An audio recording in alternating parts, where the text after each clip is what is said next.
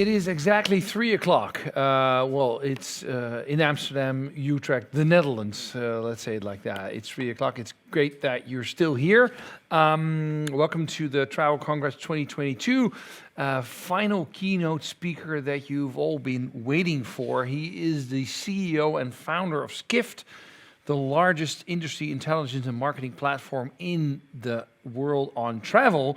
And he's going to talk to us about the future. What are the mega trends affecting travel in 2022 and beyond? He is in New York right now. So good morning to Rafat Ali. Good morning. Good morning. So how are you, sir? Good, good. I'm coming from a very cold minus 10 degrees. Oh, minus Celsius. 10 degrees. Okay, we Celsius, thought. yes. Okay, so yeah, right. Because we thought it was cold in the Netherlands, but no, you are upping the game. Certainly there. the coldest day of the winter today, yes. All right. So you got 40 minutes. A lot of people really are excited that you're joining us today. So thank you very much for that, sir. And if people have any questions, they ask it via the chat, and maybe at the end of your speech, we have some time for some Q&A. That will be lovely. But now let's give the floor to you and hopefully to hear your thoughts. All right. Thank you again. Thank you for inviting me. I appreciate all of you tuning in online. Obviously, we've been trying to do this physically for the last 3 years. Obviously, hasn't happened, but this is the new reality we live in. So my name is Rafat Ali. I'm the CEO and founder of Skift. As I was introduced, Skift has been around 10 years. In fact, this is 2022 is its 10 years of existence. So it's been quite a journey in the last 10 years, from all the ups and obviously downs over the last 2 years, particularly.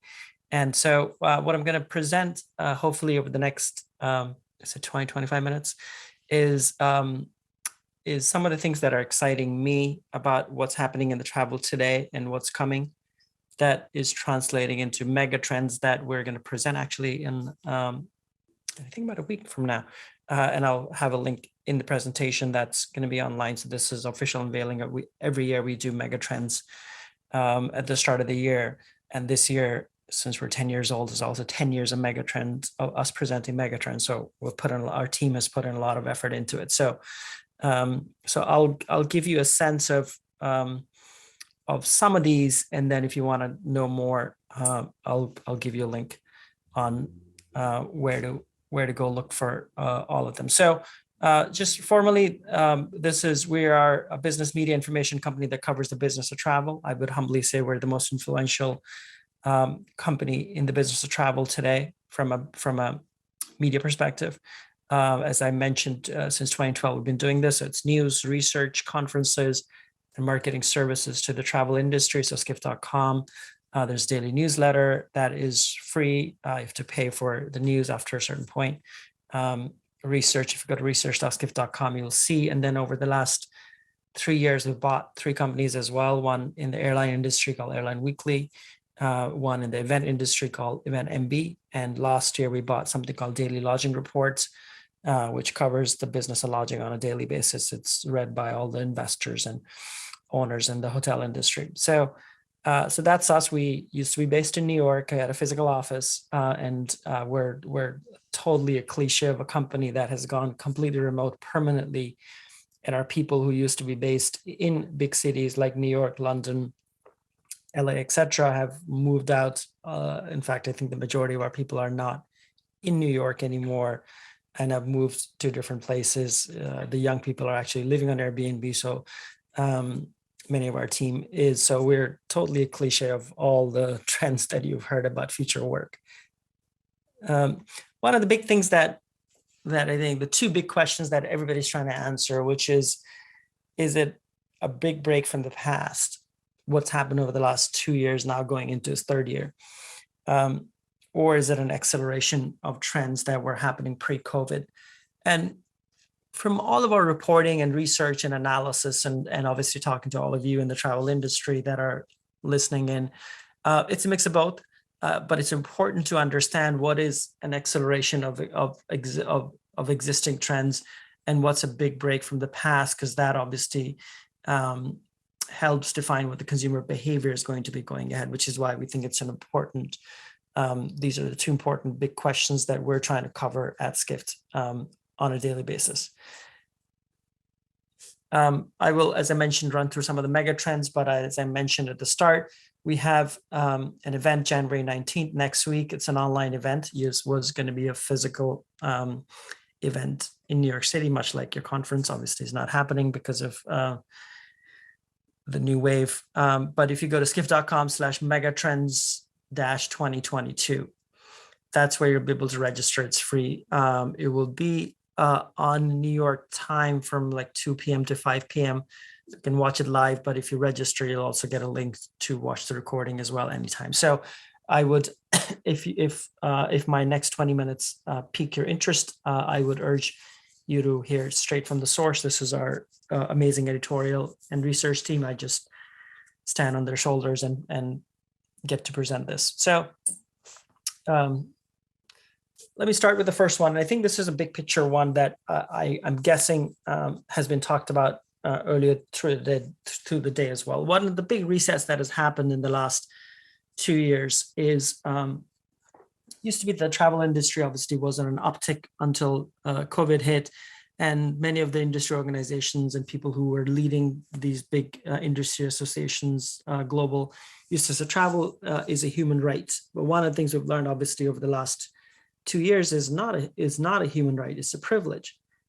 Sure, because just the fact that we're able to travel now is a privilege that that so many of us cannot afford or are unable to do, and obviously all kinds of other variables in there.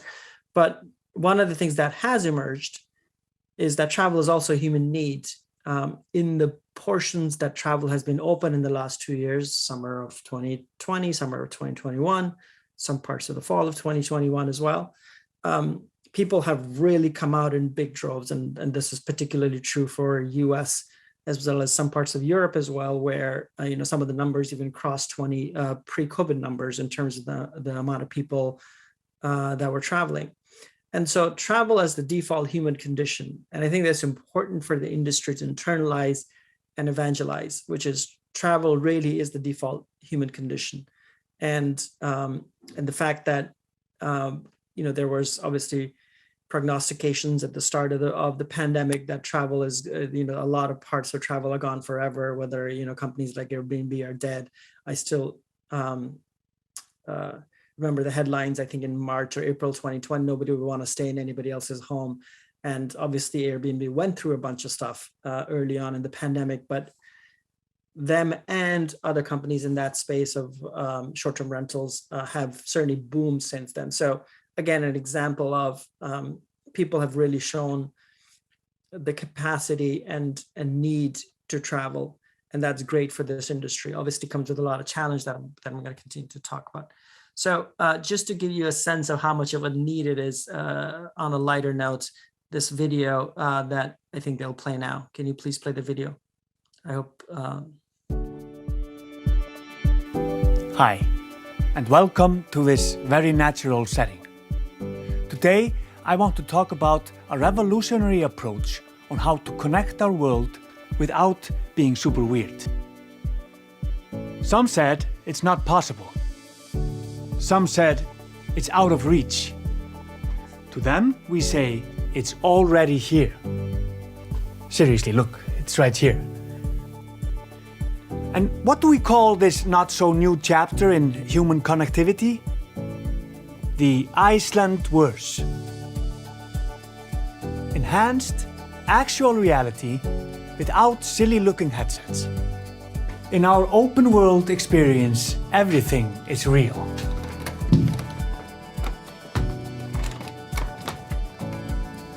And has been for millions of years. It's completely immersive, with water that's wet.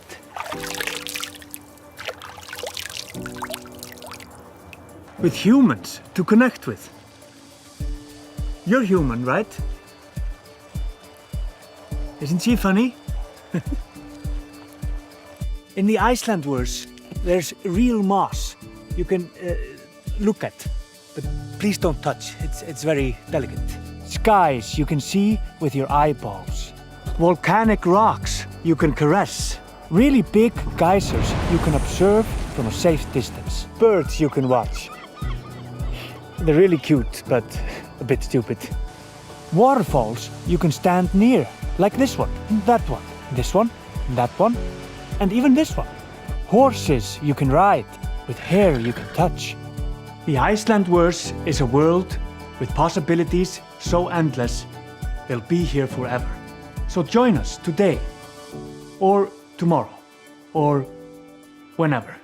We are really easygoing. Now, please enjoy our logo.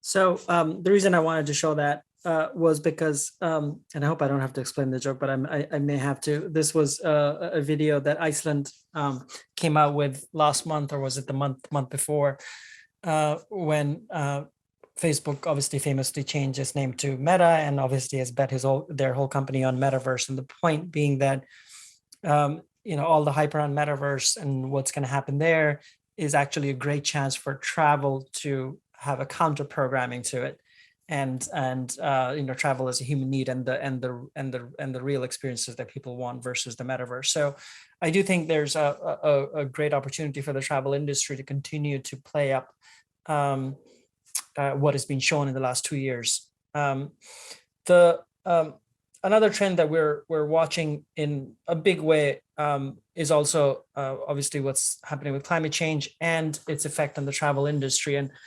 And there's a lot of speculation on the future business travel, etc., and what will happen there. I do think, and we at Skift really believe in it, that climate change and climate activism, which is activism by organizations on the companies to reduce their footprint, on individual travelers to be more aware.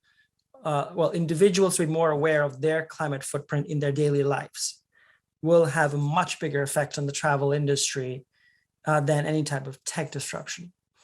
And, that is already leading to change in Europe. Obviously the flight shaming and others is just an early form of it, and has not really spread, let's say worldwide, has not become as common.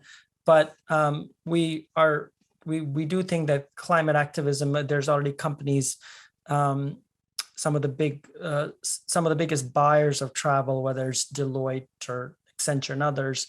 Microsoft, I think, has also mentioned this as well, where they've promised to cut their carbon footprint by X% in the next few years. And guess what's going to be the first thing? One of the first big things that they can cut, it's travel for their employees. So certainly it's, from an individual leisure traveler perspective, it will take probably longer than that. There are a few obviously steps that have happened in the last year. One that I think Google, if you look at Google Flights, they've started showing the carbon footprint of individual flights. I don't know how accurate that is, but the fact that somebody like Google, something as ubiquitous as Google, has adopted it, will have a big effect on what consumers become more aware. If you look at Google Maps, this is true in US. I'm not exactly sure if they've rolled it out in Europe or not, but if you search for a route from, let's say, from here to my gym, which is about 20 minutes away, they will show different ways of how to get there, but also which has the lowest carbon footprint. So I think these subtle and not so subtle things that either companies are adopting or organizations are forcing companies to do will have a much bigger effect on travel than even tech in many ways. So that's a big thing that we're following. I mentioned business travel, and I think this is probably the most dense of all trends that I'm going to talk about today, which is that you could write books and books on this, which is what's the future of work. And however the future of work turns out will determine the future of business travel. And events industry, which is obviously part of the larger travel industry, the MICE industry, it's called by different names in different parts of the world. And obviously all of the travel that happens for events is part of business travel world as well. So it's hard to talk about the future business travel without first understanding the future work, and whether if a good portion of the people that have the disposable income to travel go remote permanently or part-time, which it looks like at least the creative class that is very tech savvy is happening, then that will have a big effect on business travel.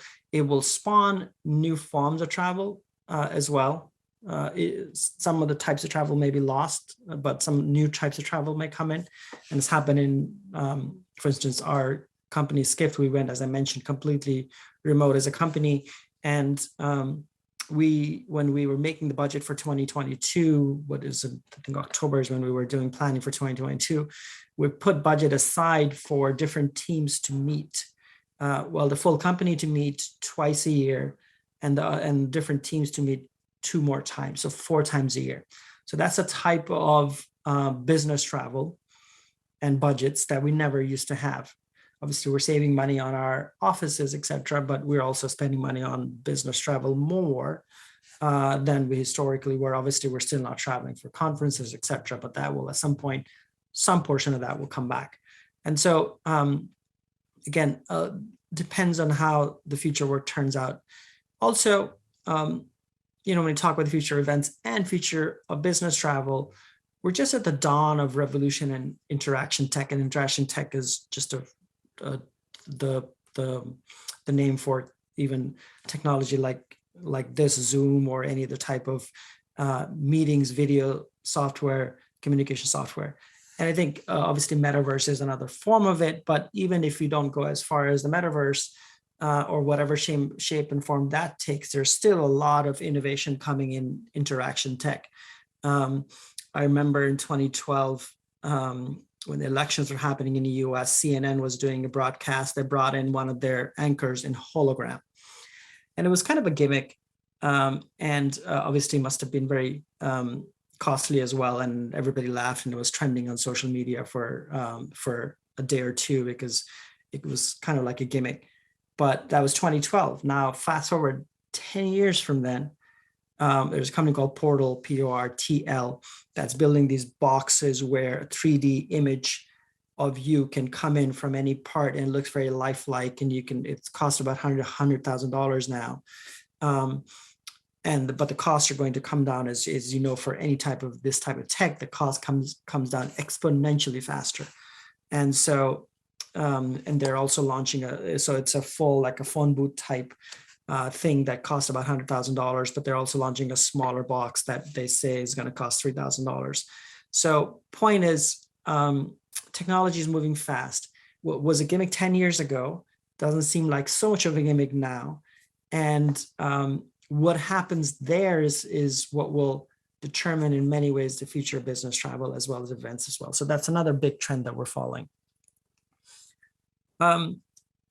If this was in person, one of the questions I would have asked is, how many of you feel or think you are healthier now than you were prior to the pandemic? And I actually did that at one conference about a month and a half ago in London, and I think the majority of the people raised their hands, and I would put myself in it. One of the things that has happened for the privileged people like us who have jobs and are generally well off, and are able to do the jobs from wherever we can, that subset of people have generally adopted more healthier habits, eating at home, potentially having a better sense of exercise. There's a reason why there's a boom in companies like Peloton and others, which is people are more conscious of what they're consuming, how they interact with everything else in their daily life. So if we have a better understanding of our general health and are taking better care of it, shouldn't travel, which is an extension of our daily lives, also be part of that? There was, prior to the pandemic, when you used to talk about, wellness and travel, it was a bit of a buzzword, but I don't think it's a buzzword anymore. And it's just a reflection of our new daily, the lived realities of our daily lives. And whether it's, a lot of wellness offerings mental health obviously has become a much, much bigger part of the conversation just in the last 2 years as people have been locked all around the world. It's come in a big, big way in our workplace as well. So we do think that the rise of conscious traveler is a big thing that the travel industry has to continue to respond to beyond just the token wellness services. And also it's a big trend that we're following as well. This is personally one of my favorites. I happen to have 2 kids, a 6-year-old and a 2-year-old boy, boys, both of them. And I've been saying this for a long time. Anybody who follows me on social media has probably heard me talk about this incessantly, certainly over the last 6-7 years since I've had these kids, is that family travel, and this is also very true for US, maybe less true for Europe or Asia, but in general, family travel and the needs of families and how families have completely changed as well. It's not just a traditional family anymore, have been ignored for the longest time. This is, if you look at the travel marketing today, a lot of it still features, singles or single people or couples or friends versus families. And that's just an indicator of not a lot of thought given to the needs of families. But I think in the last 2 years, there's some real awareness because as people unlocked and whenever they're able to travel, they're traveling with families because, people are, the kids are at home and they're all, if it's virtual schooling, people are able to take holidays together.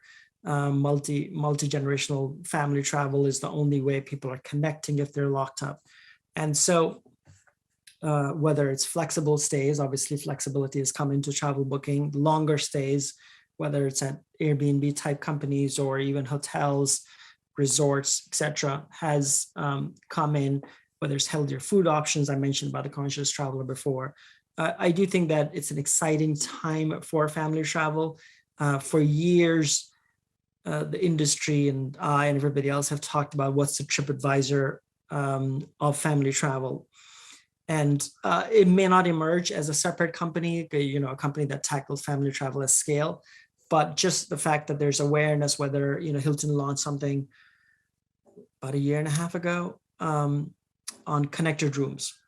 And they touted, it as a big deal. The fact that you could book online connected rooms for your family. So 2 rooms if you needed 2 rooms for the family. I was booking a hotel in San Juan, Puerto Rico, about 1 year ago, maybe 1.5 years ago. And I forget what brand it was. It was a Wyndham brand. And they had bunk beds in the hotel room, which for a family, why is that such a novelty? I mean, obviously it happens in hostels and stuff, but in a regular hotel, these types of services is a big deal. And so I'm finally glad that there's awareness of family travel. And even if there's not that much, I will continue to beat the drum and Skiff will continue to beat the drum. And then also to keep in mind that the definition of families has changed a lot and it's all diverse, different types of families as well now. This is very interesting. This is where sort of rubber hits the road on the business side quite a bit. A lot of our habits have changed. A lot of new, we've become, this is on our daily lives, we have experimented with a lot of new services. I'm not talking travel, I'm talking general life, whether it's food delivery services or new types of cosmetics or any beauty services, et cetera, we are adopting a lot of new things over the last 2 years. Obviously, retail, at least online retail, has gone through a boom in so many different ways, which means that the historical loyalties that we had are changing. In travel, obviously, we've been, so many people are tied to different loyalty programs. A lot of those loyalty programs obviously are on halt because you're not traveling. Many of the loyalty programs have figured out ways to devalue. And so there's an aperture for new loyalties to form and travel with this break. New types of companies, new types of services, which is why you're seeing, and Skift has been covering this quite heavily, the rise of subscription travel, which I would say is an evolution of the loyalty programs, and I think a much needed evolution. So companies like Inspirato or Soho House or a bunch of the startups, Tripadvisor has experimented with it.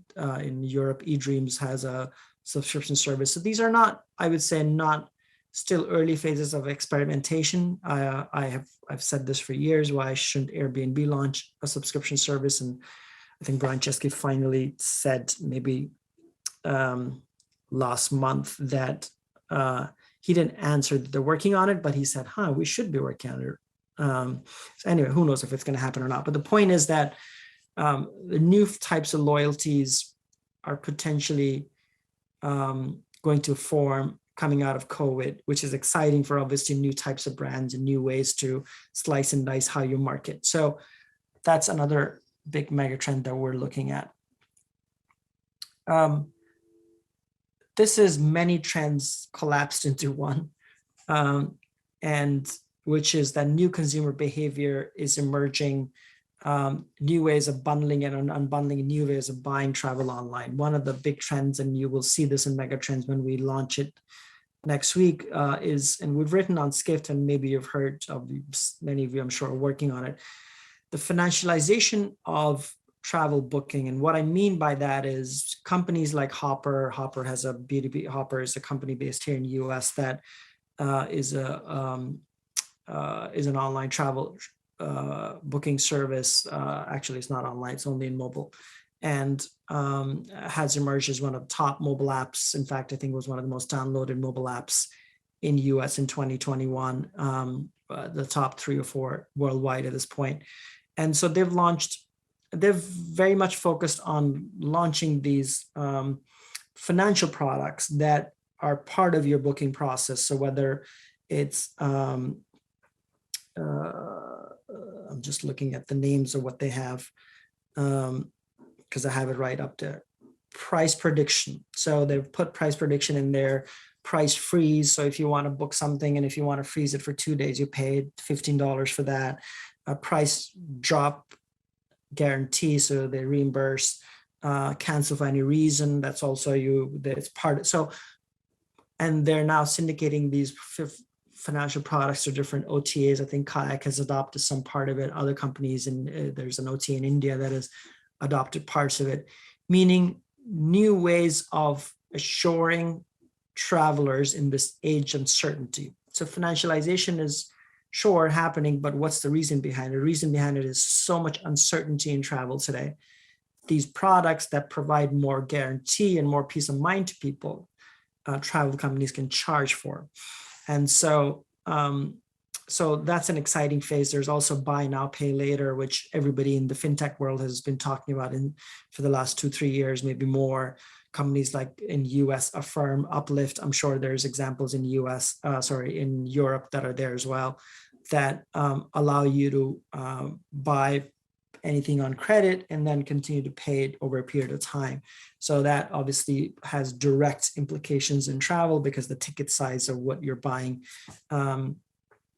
is large. So this is fascinating. And I think that these continued, if people are getting used to, travel insurance for the first time, so many of us, and especially the young people who typically historically haven't bought travel insurance, are now buying travel insurance because obviously for all the uncertainty. So once they've started, it's evolution, and hopefully they'll continue to. So new consumer behaviors, the last part that I'll mention is obviously the booking windows have decreased. All of you, I'm sure, have seen this in your business.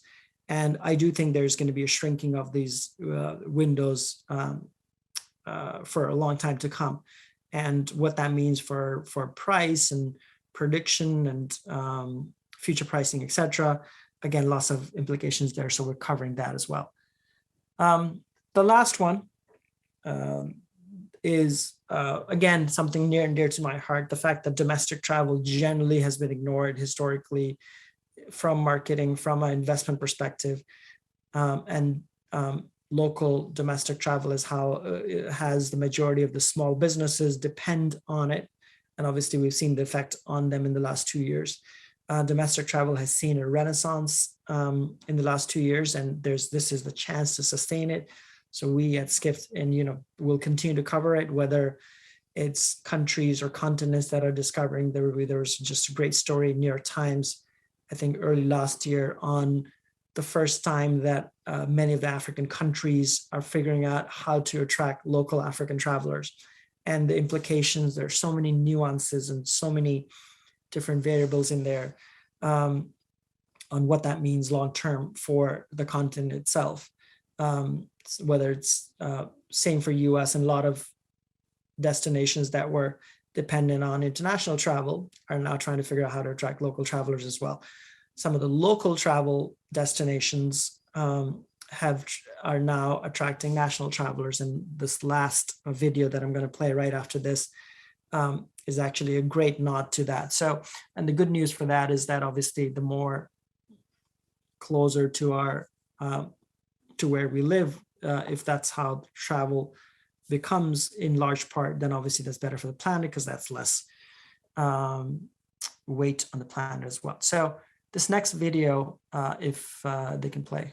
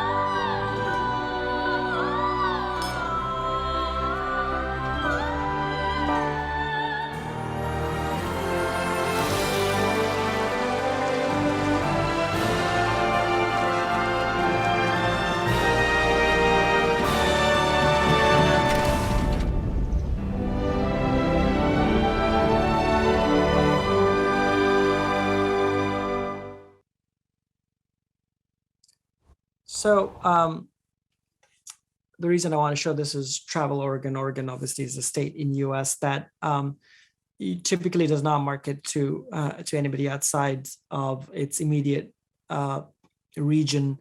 And for the first time, they decided to create a national campaign with this gorgeous, beautifully illustrated cartoon video, which is, I think, innovation in itself, is to not show the destination itself, but a animated version of it. And this went viral and obviously did very well for them. This came out, I'm going to say 4 or 5 months ago, and just a testament to the potential that's there for domestic travel and ways to market it. And I really do believe that hopefully this is a good step for, even though the dollars themselves for international travel is a lot more, domestic travel, by the sheer nature of the potential volume of it around many different regions of the world, it may not work for everybody, obviously, but it does not work for island nations, for instance. But it does have a great effect on the planet as well. So with that, I'll end this, that I'll say that welcome to the creative and blurry future of travel. And that's, I think, the reality that won't change. This is the new reality all of us live in. If you liked what I talked about, definitely subscribe to Skift. Watch our megatrends, as I mentioned earlier. And I'm on Twitter at Rafat, and my email is easy, ra@skift.com. I'm very accessible. I think many of you, I'm sure, have emailed me at some point. So I'm going to stop the share. Rafat, thank you very much. Yes, I'm online. Rafat, thank you very much. It was very insightful. And we still see your Twitter address and your email. So that's good. We have some questions coming in, if you would have some time for Happy that. to, yeah. Emily Hagendorn is saying, what advice do you have for developing countries that historically do not have a developed domestic tourism and lack a middle class that can afford to travel. Middle class. So we have done research on, oh, you mean if the middle class domestically cannot travel, then what do you do? Yes, and it's, let's say, developing countries. So they haven't developed domestic tourism, and they lack a middle class that can afford to. So it's basically travel, poorer countries that have been left out, I guess. Yeah, I mean, look, this is probably lent for PhDs for lots of people for this answer.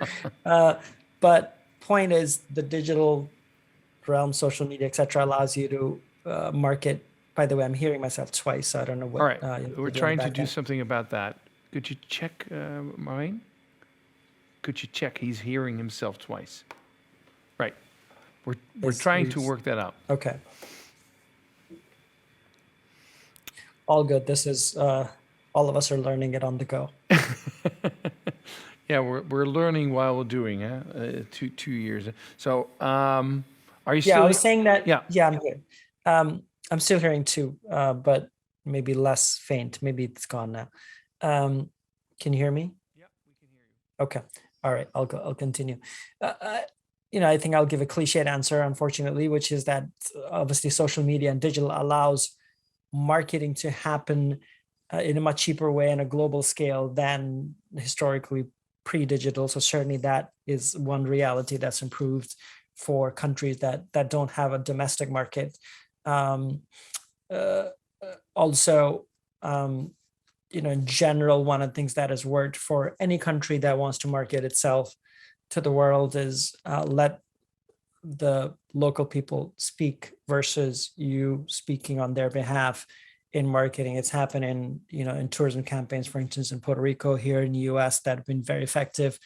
I know Iceland has done it very effectively as well, not a poor country, but has done it very effectively, where let the locals talk about what's on offer for tourists that are coming in. So certainly that's the case. So I don't know if I have specific advice beyond that generic advice, but obviously for now, when travel is shut, domestic is all we have. Even a country like Greenland, which obviously is tiny, and had to start marketing to locals over this pandemic. So you've been talking about mega trends. What will disappear? What do you think? Some of the things we've talked about at Skift, and again, a lot of it is just informed guesstimates, I suppose, is the single purpose business trip. A lot of people are saying single purpose business trips are probably going to go away as people get used to technologies like Zoom, and Zoom is only the start of tech. As I mentioned, there's so much more to come. So certainly that part potentially is gone. Long haul, there was a trend about ultra long haul flights. So that's definitely been affected. Many of the airlines have shelved those plans as well. Some of the companies, unfortunately, are disappearing in the travel industry, bankruptcies, etc. What's happening, for instance, with Cathay out of Hong Kong is scary. Unfortunately, not just because of pandemic, for all the other reasons I'm sure many of you are aware. And so, and I do think that, as I mentioned, the longer booking windows potentially are disappearing. So you talked about in the end about a creative and blurry future of travel. Mm-hmm. So where because all entrepreneurs and leaders of their businesses are watching this video, of course, where do you want these leaders in the tourism industry? Where do you want them to be creative? Where do you advise them to be creative? I do think that this sense of separation of business and leisure travel, separation of work life and family life, all of those have blurred, which is what I mean. All those boundaries have blurred. Many of it permanently, I would say. And what that means in terms of creativity and how you market to a traveler that is now wearing multiple personas. That isn't, one of the things we keep forgetting is traveler is very much an extension of their daily lives as well. So I do think that that's where things become more creative, which is why I showed you two of the ads, less relevant to the exact megatrends that I talked about, but more as a nod to the creativity in terms of marketing and how you market. So a good example of, the blurred reality, which helps create new forms of marketing, new ways of communicating, new ways of segmenting customers. So final question from my side. Maybe somebody wants to ask another question. You started somewhere by saying travel is a human condition. I don't know It's if I default human paraphrase it condition. right, but Yes. you said it. So if we take that for being true, what will that mean for the future of the travel industry? Well, and look, the future, I come from the media industry, which, is this the noise coming from the video? It looks like there's some, You're Anyway. perfectly. I'm fine. Okay. So what was I saying? The good news is that I come from the media industry, which in many ways, I come from the publishing industry, which has been in secular decline for a while. At least the newspapers have been, compared to travel, which has been in a secular upswing. So the good news is that travel as an industry is not going away. If anything, it's going to continue to grow certainly in terms of dollars or revenue, et cetera. Even with climate change, even with activism, even with all the stuff that I talked about, different parts of the world that are for the first time traveling, a lot of the parts of the world that are becoming middle class, have become middle class in the last 10, 15 years, are now coming into travel that historically we never had, and so much more to happen. We're living longer. So our ability to travel as humans, is already increasing because we're just living longer. And if anything, it will increase. And, my kids, as I mentioned, 6 and 2, have almost 100% chance of living until 100. This is true. Look at all the books and research, et cetera, that's there. And so point is that the amount of opportunities for the world to travel is only going to increase, which means that there's so many ways in which the travel industry will continue to thrive, which is why I'm excited, despite all the negative, all the challenges that the industry has had, whether it's labor or just, obviously nobody traveling, so no revenues, but labor or, all kinds of other issues that have happened over the last 2 years. All right. Rafat, thank you very much. It was very inspiring, and thank you for being on the show. Hopefully till next time, and maybe then we can travel again and see everybody in the audience. But for now, this was very good. Thank you. Thank you, appreciate it. All right, appreciate it. Goed, dames en heren. Wij zijn bijna aan het einde gekomen van deze dag. Ja, dat is ongelooflijk. Ik hoop dat u een hele fijne dag heeft gehad. Even een beetje doorlopen naar wat we nou deze dag allemaal hebben gehoord en kunnen concluderen.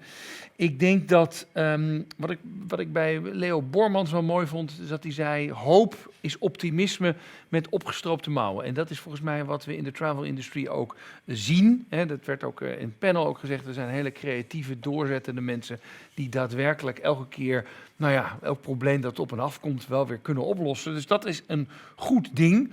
En ik vond het leuk dat Bormans zei: focus nou op wat je wil en focus niet te veel op wat je niet wil.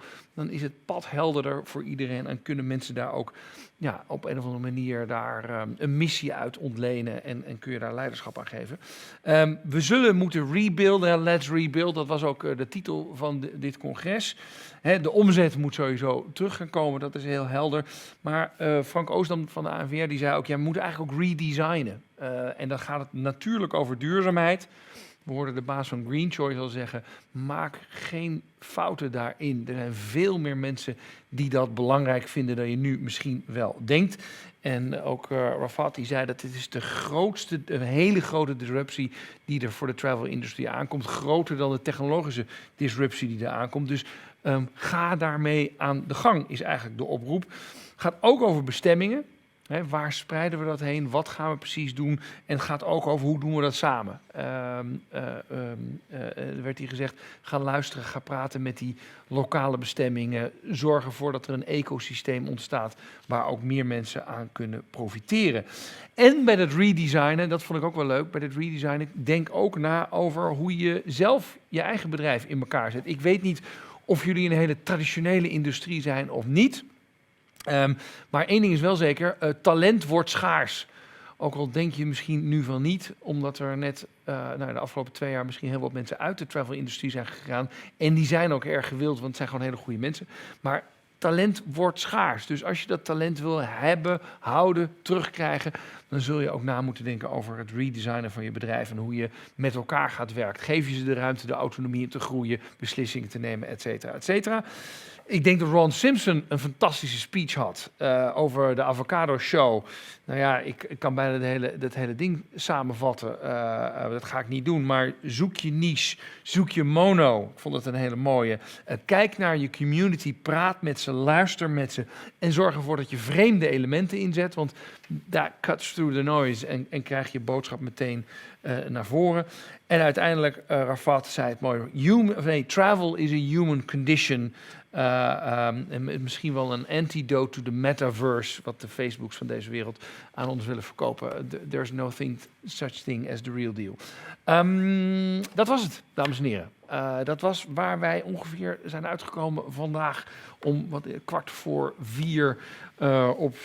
op deze, wat is het, de 11e. Evaluatie, die volgt over een paar dagen. U kunt nu al in uw agenda zetten, het is ongelooflijk, maar de planning bij de jaarbeurs is ongelooflijk.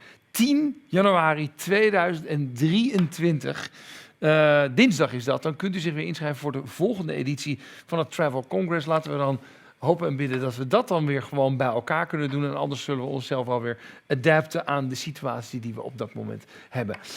Goed, dank iedereen, alle sprekers. Heel veel mensen op de achtergrond die hier keihard hebben gewerkt aan deze show. Met input, met regelen, met sprekers voor elkaar krijgen, et cetera. En natuurlijk u als kijker vandaag en stakeholder in de travel business. Ik hoop dat u een fantastisch jaar heeft. Ik hoop dat u de omzet weer die kant op ziet gaan. Maar ik hoop ook dat u denkt, ja, we gaan het toch anders doen dan we het hiervoor hebben gedaan. En daar wens ik u heel veel succes en inspiratie in. Graag tot de volgende keer. Een fantastisch 2022 gewenst. Tot ziens.